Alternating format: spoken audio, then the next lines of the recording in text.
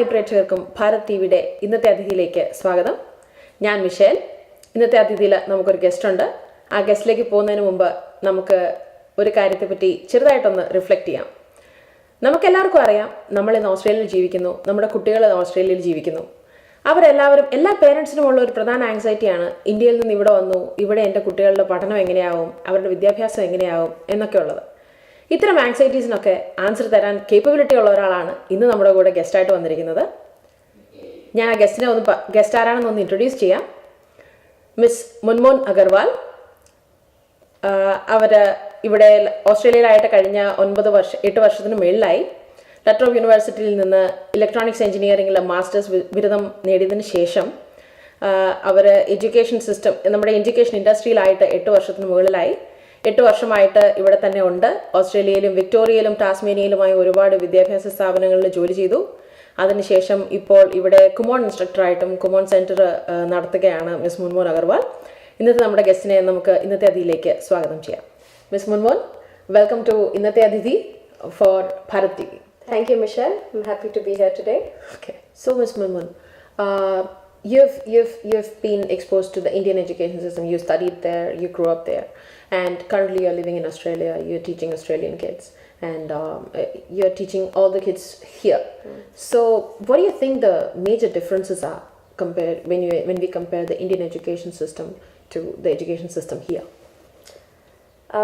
I think there's a major difference, and often parents find that themselves as well. A lot of migrant parents find that because they themselves, just like me, have actually studied back in India, where the education style and the education system was very different to how we have it here in Australia. Yeah. So back in India, as you know, we would remember it was very much textbook based. It was very much mugging up and learning, and probably just one day before exams we're kind of getting really worried about how we're going to perform the very next day. But over here it's very different.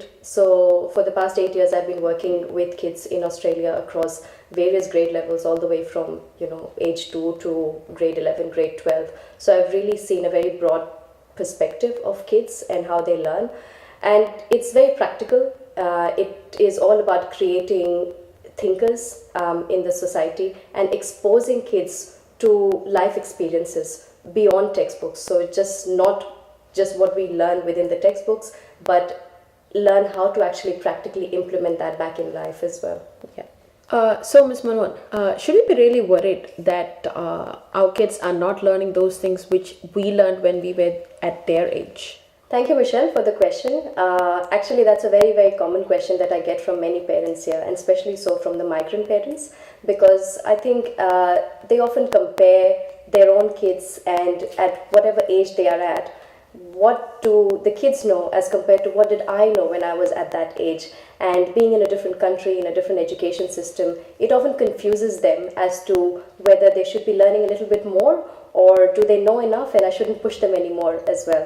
So yeah, that's a good question.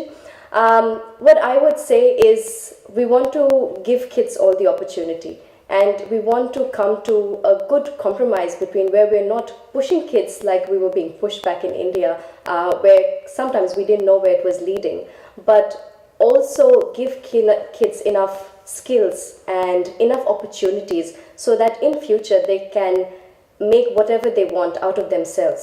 So with that in mind, I don't think, firstly, we should stop comparing what our kids know at this age compared to what I knew at this age, because your kid is a different person to you, and we need to always remember that we are all individuals, and they may have a very different learning curve to what you had as a parent or as a child when you were younger. But what you can do is give them all the right tools start from a very young age. I always tell parents, always start from a very young age and give them the right tools, and then leave it up to the kids to pick it up at their own pace, as and how they can find it most comfortable. So Munmoon, you were mentioning tools that are required for tools to be used when the child is learning. But my question is, how can actually parents influence these tools, or how can these parents relate these tools to the foundation that their child really needs? Yes, Michelle. So to lay a strong foundation, for me there are two basic tools. One is literacy and the other is numeracy. those two things marry together to build the strong foundation from a young age for kids. So you mentioned literacy and numeracy. How do you think I can help my child to gain these literacy skills? Books, books, books. I would say to build literacy skills, language skills, books is your best friend. You have to start at a very young age, so kids can start to build language skills and literacy skills from very, very young age. You know, how young, you may ask me, and I would say maybe from the time you're first conceived, you can start to read to your kids while they're still in the womb. Research has actually also proved that parents who read to kids in the womb, it could be in your own language, it could be in English, whatever language you want to build into the kids.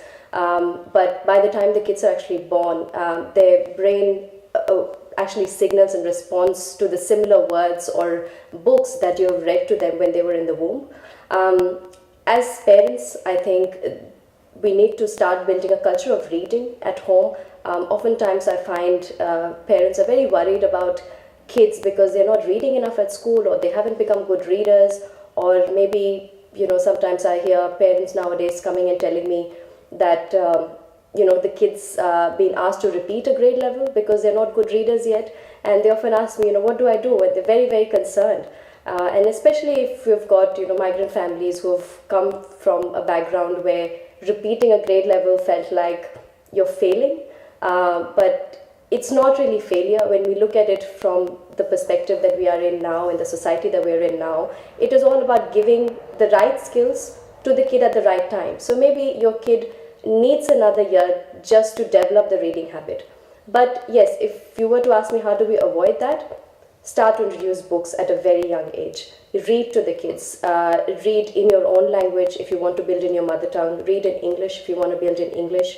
And build that culture that will introduce them to a whole new world of words, vocabulary, grammar, and just the basic level of intellect I think that we will have for the future generation will be surpass our own.